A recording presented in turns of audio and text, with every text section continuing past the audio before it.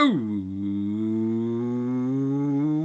what's up, everybody? My name is OMG WTF LOLFTW BRB. Welcome back to more of the WWE versus TEW series, the not so weekly series where we take those shows and events that the WWE runs, book them in the game to see just how well WWE does against TEW, or if Total Extreme Wrestling will be the company that brings WWE down to its knees. Today we are booking the September 17th edition of Monday Night Raw. The Raw after Hell in a Cell main evented. Is this the Raw after Hell in a Cell? Am I right? Yeah. Raw after Hell in a Cell main evented by Constable Baron Corbin taking on Roman Reigns for the Universal Championship. Kind of a spoiler for our opening angle, but this Raw is weeks behind anyway, so I'm sure you guys already knew that. I mean, it is only October 1st. Meant to get this guy, or it's not October 1st, it's October 2nd. I meant to get this uploaded for you guys on October 1st, I should say. But unlike last week when we had the whole week of WWE versus TEW, I was off for an entire week that week. This time I'm not off for an entire week, so I'm kind of working around with my work schedule. So I might not be as constant as I was last week. In fact, I'm thinking today I will definitely get Raw and SmackDown to you guys, but I'm not sure if I'll be able to get 205 Live, NXT, and the Mae Young Classic. So I'll probably upload all three of those tomorrow, and then just keep moving along. But you guys just got to be patient with me. We're inching closer and closer. I'm getting them done as quick as I can.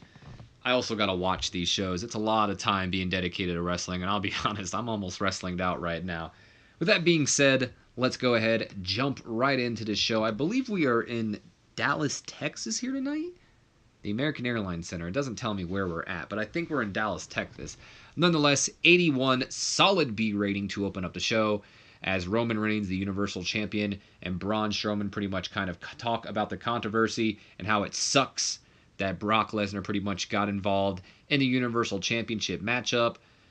Constable Baron Corbin goes ahead and makes a match for WWE Crown Jewel, which I guess will be taking place in India, which means that I don't know where the hell it's going to be taking place in our game because there is no India. Kind of going to stray off the video from a side here, since I brought up the fact that India is not in this game. You guys should be on the lookout for it. It's not anytime soon, but be on the lookout at least by the end of this year. I'd say maybe around November, maybe even December time for a video of pretty much what I feel should be added to the next TEW game, whether it's 2019, which I believe it will be, or if it's something else. So keep a lookout for that video because I am working on it. Nonetheless, though, Corbin goes ahead and makes a match for Crown Jewel. It'll be a triple threat, I almost said triple threat tag team match. Just a triple threat regular match for the Universal Championship, as Roman Reigns will defend his Universal Championship against both Braun Strowman and Brock Lesnar. Paul Heyman was there. I honestly don't remember what Heyman said. He really didn't contribute much of anything to this angle. At the end of the day, though, Constable Corbin adds the little bit of an added fact here that Roman Reigns might not even get to defend his championship at Crown Jewel because tonight he'll be defending the Universal Championship against him, meaning Constable Baron Corbin. So Corbin, of course, once again abusing his power to his own advantage here tonight, giving himself a Universal Championship match just after Roman Reigns, 24 hours removed from a Hell in a Cell match. Apparently, this deserved better announcing. It did get the show off to a strong start. Crowd was hot. Constable Baron Corbin performing poorly, but it did gain heat for the Roman Lesnar-Strowman feud, which we can probably take that question mark off of now. No worker improvements here, though. We then go on to hype up what's going to be taking place tonight. 78 Solid B, as The Undertaker will be here. And also coming up next, Dean Ambrose will battle Drew McIntyre. 68 C+ rating as we hype up Super Showdown, the Australian event coming up here soon. In fact, I think as of this recording, it's Sunday. I think it's like October 6th. So good God almighty, we're already at another pay-per-view. Jesus, these guys go by quick. Nonetheless, though, The Shield, all three members, Roman Reigns, Dean Ambrose, and Seth Rollins, advertised to be taking on the Dogs of War, the stable mates of, the stable, I should say, not mates, Braun Strowman, Ziggler, and Drew McIntyre. So those those 6 men, I guess, would be the correct number there, will be facing each other. Opening match of the night gets a 69 C+ rating, In a decent matchup here, Drew McIntyre goes over Dean Ambrose in 11 minutes 12 seconds after hitting him with the Future Shock DDT. These two had a great match, great opening match here. High energy in the match. Ambrose looked good. McIntyre looked good. In fact, I love the ending to the match. The surprise, Future Shock DDT kind of out of nowhere to get the win. Great match. Great opening match. You know what? Yeah, I think this might have been the best match of the night, even though it is kind of a little unfair for me to say that because I really didn't pay attention to a lot of the matches. Raw really drags it out with that third hour, and sometimes I just zone out with that third hour. I'm sure a lot of you understand. Plus, I mean, at the end of the day, like I said, I'm kind of wrestling out right now, so I'm not paying too much attention to a lot of the stuff going on, if I'm being honest with you guys. Ambrose wasn't happy about taking this loss, so we had to keep him strong, I believe. Yeah. But even then, Drew McIntyre off his game, so come on, Drew. This was your chance to prove yourself to Dean, and you didn't. Nonetheless, though, Ambrose with an in-ring performance of a 71, Drew McIntyre with a 65. Pretty accurate for their match rating, if I say so myself. It did gain heat for the feud between The Shield, of course, that being Ambrose and Rollins, not Reigns, and McIntyre and Ziggler, even though they practically are feuding with all 6 men there right now.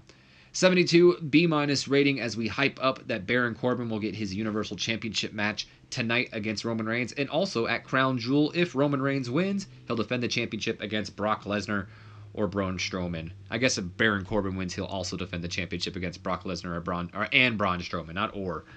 So, whatever. Also, Ronda Rousey is hyped, and she'll be next, apparently. 73 B- rating as Constable Baron Corbin backstage congratulates Drew McIntyre on his win over Dean Ambrose.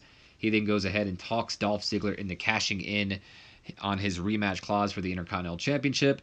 Ziggler's not really too high up on it. I mean, he just fell off a Hell in a Cell 24 hours ago, but Corbin brings up the fact that Rollins not even here, and if Rollins doesn't show up, then he'll be counted out, and Corbin will, pretty much give Dolph Ziggler the championship, and well, Ziggler's all down for that, so he agrees to it, and Corbin's all ecstatic because tonight 2 championships are changing hands, and I think this might be the most appropriate time because I might forget to bring this up a little bit later.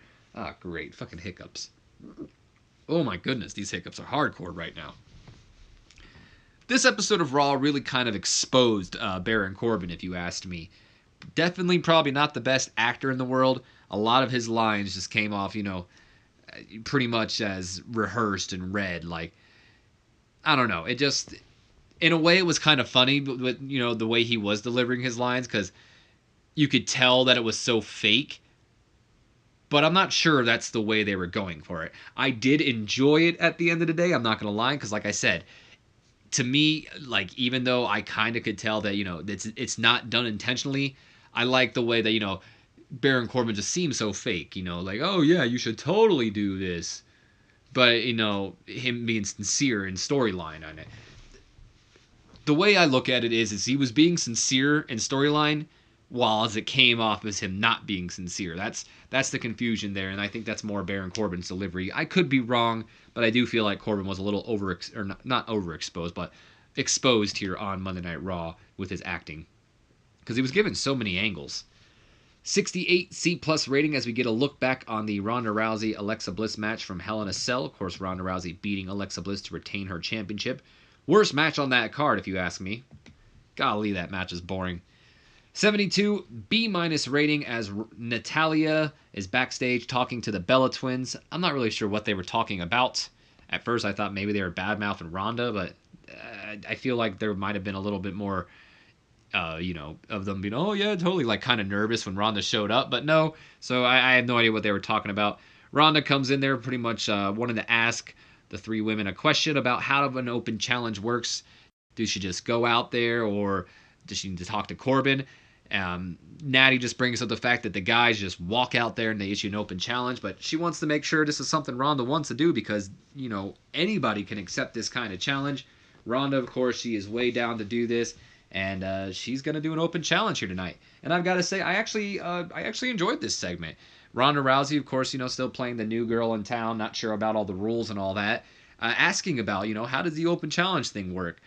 And it's really something we've never been told before, like, hey, this is how an open challenge works. They got to run it by the person before they can even do an open challenge, or they just come out here and they say it. And I guess we've always assumed that they come out here and say it, but it's kind of interesting that they straight up, just confirm it right here. Like, no, yep, it's just random. They just say when they want to do it. Now, of course, that's not how it is really. It is booked in and everything, but I don't know. I just thought that was kind of an interesting added element to Ronda Rousey's overarching story here in WWE, I should say. Not bad rating either. 72 B-. Good stuff, guys. Solid 60 rated C here, as we get a little bit of a pre-match promo for our next upcoming match, singles action, as Chad Gable will take on Victor of the Ascension. And Gable pretty much just expresses how he has felt glorious since he started teaming with Bobby Roode. I'm still not sure where this storyline's going. A part of me gets the feeling that maybe this is going in the lane of one of these two turning on each other in the future, which it still could. And another part of me, I'm starting to get a little bit of a mentor-protege vibe from Roode and Gable. Like, Roode is the mentor, Gable, of course, being the protege. But I'm still not sure what I feel about, or how I feel about this storyline. It's an interesting kind of out-of-left-field storyline that it's okay. It just kind of feels so random, Like it was just thrown against the wall. Nonetheless, though, of course, I am teasing the turns, even though they're not really teasing. They teased it kind of last week, I felt. Last week it was teased, not so much this week, but nonetheless, though, we are continuing on with the teases, I should say. And did gain heat for the Roode / Chad Gable, the Bobby Roode versus Chad Gable storyline, like maybe? I did go ahead and add the Ascension in there because this is the third week that the Ascension has kind of been in a match against Gable and Roode. This time it'd be just Gable alone. So I went ahead and added the Ascension in there, and also because something kind of happens after the match is over to where I believe that it's kind of more of a story now. So with that being said, let's go ahead into our one-on-one matchup here. 50 D+ rating, and about that had subpar wrestling to it and little heat. Chad Gable goes over Victor in 4 minutes 29 seconds with the bridging German suplex. Connor, of course, distracting Gable in the match, but it does not help because Gable's still able to get the victory over one half the Ascension. Apparently, despite being tag team partners, when Connor manages Victor, though, they are an awkward pairing and have no chemistry, so that's kind of interesting. Chad Gable with an in-ring performance of a 53, Victor with a 40. It did go ahead and lose heat for the Gable-Roode storyline, but that's to be expected, I guess. And then afterwards, 67 C+ rating, as Chad and Bobby Roode are kind of celebrating with each other. Connor sneaks in from behind, pushes Chad Gable, and kind of forces him to butt heads with Bobby Roode, kind of knocking them out or not knocking them out, I should say, but more, I guess, knocking them through a loop for a bit, as Connor just kind of pretty much talks his crap up the entryway, saying how they ain't anything to him, pretty much. I'm not sure what... This angle kind of confused me, because Connor's walking away without Victor, so I'm like, well, is he mad at Victor, too? Like, Victor lost, and this is Connor going off on his own or something? Like, a little bit of a weird angle. Nonetheless, though, Connor kind of getting the jump on him at the end of the day. Surprised I got a 67 C+, because Connor was rated on Menace, and I'm not exactly sure how his Menace is, but that's how it just made me... When I was booking this angle, I thought to myself, you know what? Connor looks pretty menacing tonight, so we might as well do that. Nonetheless, though, of course, the heel turns are still being teased. Bobby Roode and the Chad Gable storyline continuing, and it gained some heat as well. We're not going to do any changes, though, because that's just for the face turns. 66 C+ rating as we hype up that Corbin once again will get his Universal Championship match against Roman Reigns tonight. And also tonight, Lashley takes on Elias, and The Undertaker will be here, and that's next.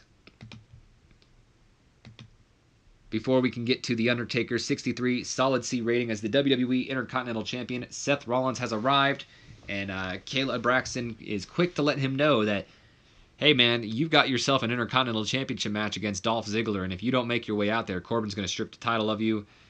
Rollins, he's pretty much, he's not happy about it, but he lets, everybody know, including Constable Baron Corbin, that he's going to show everyone why this is Monday Night, or still is Monday Night Rollins, I should say. 85 B+ rating here as The Undertaker comes out, and he talks a little bit about the Super Showdown match. Nothing too special to add to that. The only major storyline element here, or I guess addition, I should say, is the fact that he warns both Triple H and Shawn Michaels that at Super Showdown, while Shawn Michaels may be in the games corner, he's going to be bringing his brother Kane, and the Brothers of Destruction are pretty much going to reunite, and Kane's going to be in the Undertaker's corner. So there you have that. Undertaker, a real star in the segment, gaining some heat for the Triple H Undertaker storyline. I guess we can go ahead and turn this, even though it's going to go completely bad, but it doesn't matter. So Kane can be a face now as well. 75 B- rating here as we get a recap of Braun Strowman taking on Roman Reigns at Hell in a Cell, of course, inside the Hell in a Cell. Also featuring Brock Lesnar, and then Paul Heyman and Mick Foley were in there as well, but they weren't rated. 73 B- rating as once again we hype up the Universal Championship match for tonight. Constable Baron Corbin taking on Roman Reigns. And the winner of that match will go on to the Crown Jewel pay-per-view event, or I guess live event, whatever you want to call it, special event, over in India, where they will defend their Universal Championship against Brock Lesnar and Braun Strowman. And the Intercontinental Championship match is also hyped for tonight, as Seth Rollins will defend his championship against Dolph Ziggler. 67 C+ rating, as this is just our Connor's Cure promotion. Roman Reigns and Seth Rollins kind of were in the video package beforehand, before Bayley and Sasha Banks came out here to celebrate with some of the, I guess, Connor Cure's kids. I'm not sure what you would call them, to be honest. Patients? I don't know. We then lead into a matchup here. Oh, well, let's make sure we take Titus off of Dana next time. I forgot to do that. Take Titus off Dana. Okay, well, that's fine. Titus O'Neil was ringside. He shouldn't have been, but that's, as R-Truth would say, my bad. 51 D+ rating here, and about that had subpar wrestling to it and little heat. Bayley goes over Dana Brooke in 5 minutes, 26 seconds with the Bayley-to-belly suplex. Nothing special, just, I guess, a way to keep, progressing the storyline with Dana Brooke here. Titus, again, was not ringside, despite it saying he was. Dana Brooke has kind of officially left Titus Worldwide, so she's not with Apollo or Titus O'Neil at the moment. Sasha doing some good work ringside, though, as she was ringside with Bayley. Titus not suited to his gimmick. That is something we're going to fix right now, since he is here. Might as well. Dana Brooke with an in-ring performance of a 36. Bayley with a 59. And we are switching Titus over to a coach gimmick. So let's see how that goes. Got a, oh boy. Titus O'Neil just got a poor rating on his sport changing gimmick. Got a poor rating on his coach gimmick. Titus, what are you doing? 59 solid C rating as once again. Good God, I didn't realize how much they hyped up this Universal Championship match. Corbin versus Roman is hyped, and Elias versus Lashley is hyped for tonight. Solid 60 rated C here as Drake Maverick leads the AOP into action. We have a little bit of an altercation between, I guess, one of the backstage workers and one of the member of the AOP. Maverick is able to calm them down. We then have our matchup, 34 E+ rating, Gregory James and Barrett Brown, two of our local talents, and yes, that is really their names. That is the real Gregory James, and that is the real Barrett Brown. Surprise, surprise, I found them. Here they are. That is the actual talents that WWE used. Doesn't look like them, but it is. Or at least they share the same name as the guys. It's spelled the same way and everything. So there you have it. If you're curious about who we use, we did use Gregory James and Barrett Brown.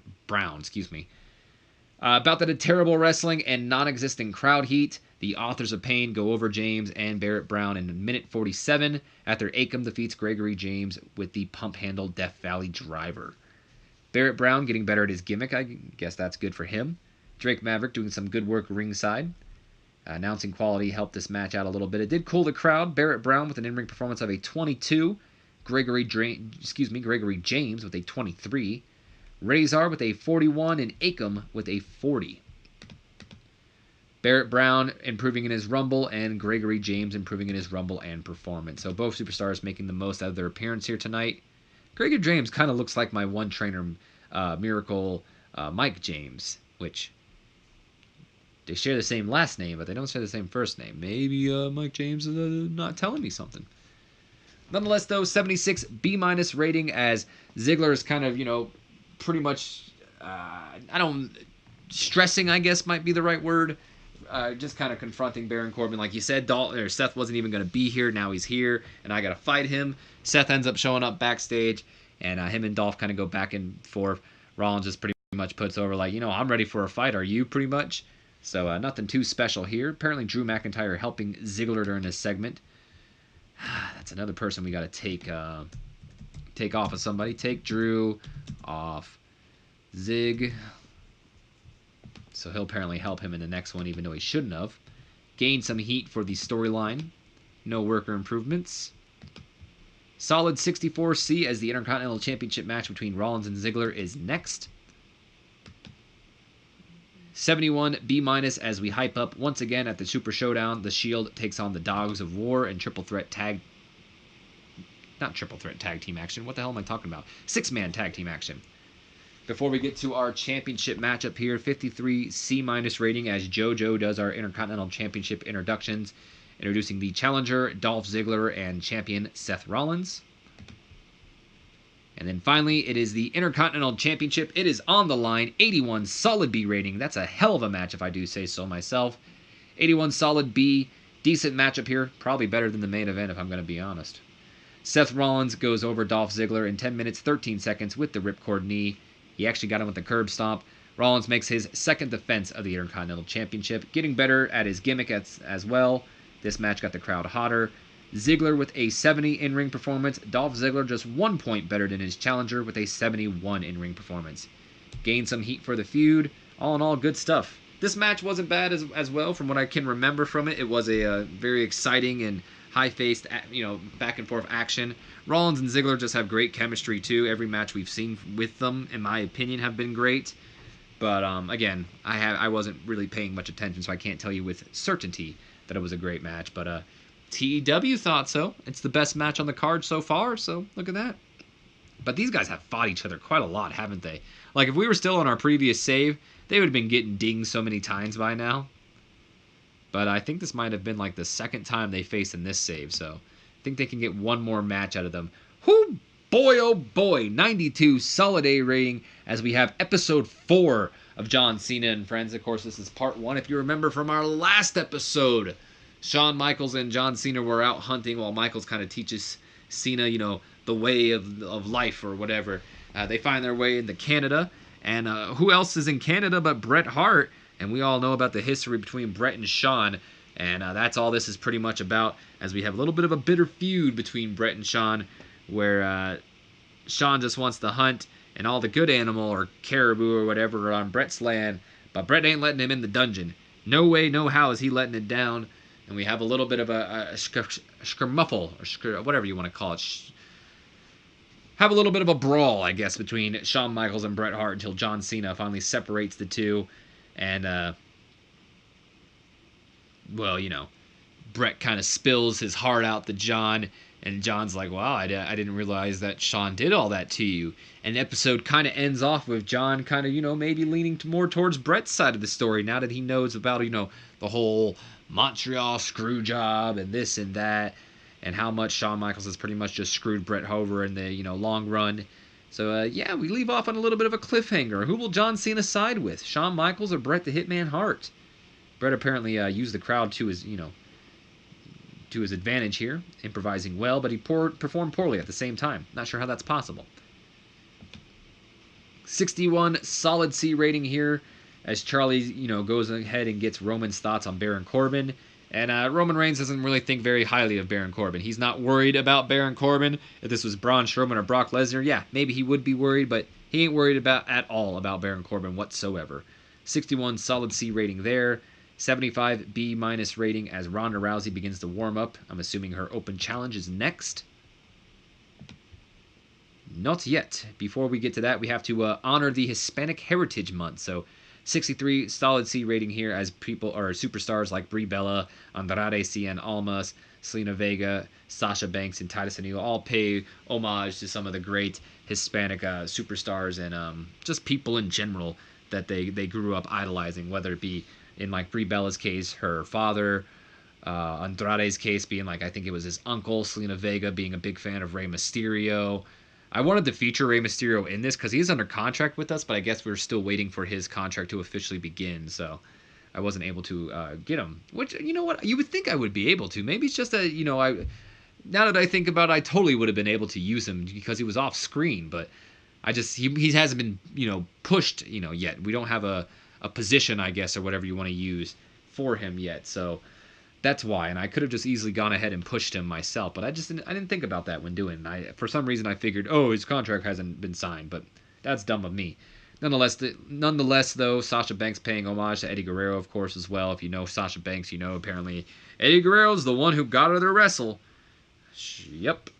And then Titus O'Neil, I believe he paid homage to a baseball player, I believe it was. I'm not quite sure, though.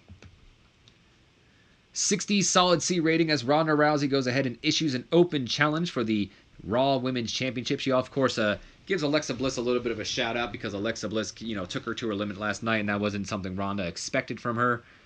Nonetheless, though, Natalia's music goes off, and it looks like Ronda's best friend, Natty, is going to be the one to accept her open challenge. But instead of Natty coming out, she is dragged out by the Riot Squad. Of course, Ruby Riott, Liv Morgan, and Sarah Logan. Ruby Riott pretty much brings up the fact that, she's going to be the one accepting Ronda's challenge, but Ronda doesn't even allow her to get in the ring before socking her in the jaw. Then Riot Squad start to brawl with Ronda Rousey. The numbers are against Ronda. Eventually, the Bella Twins music hits. Out comes Nikki and Brie, and alongside Nikki and Brie, Ronda Rousey is able to fight off the Riot Squad.